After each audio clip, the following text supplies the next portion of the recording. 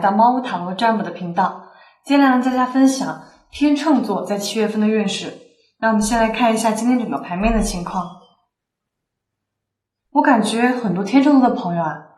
跟你在意的这个对象呢是非常相似的。你们有很多时候就像是在照镜子，那性格上呢都会有一点固执己见，所以对方只要有一些在你看来是不能理解的行为的时候你们就会放大对方这样的不同，而且有的时候可能还会揪着不放。那这样一来就像是这里出现的这张权杖五一样，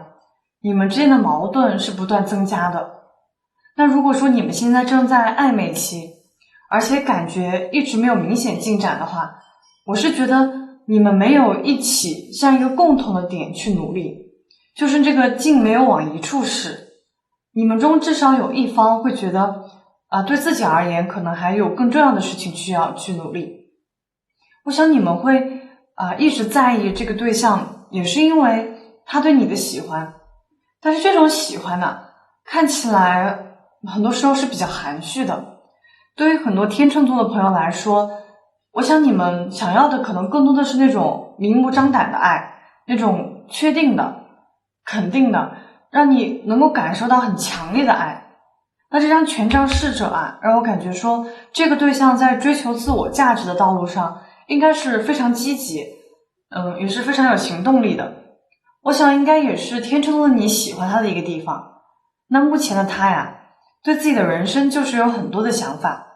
也是在一个事业学业的转变期。如果说天秤座的朋友们真的是很在意这个人，也很在意这段感情的话，那你就要勇敢的表达出来。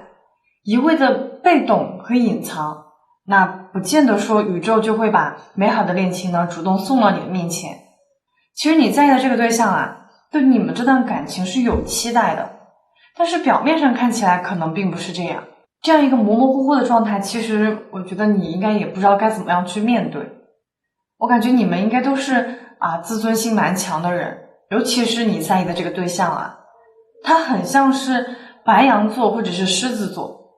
就是即使内心有满满的爱意，也不想主动表明一切看起来就是一种很傲娇的状态。如果说你们现在已经分手或者是断联了的话，我想当初的分开应该是冲动之下做出的决定，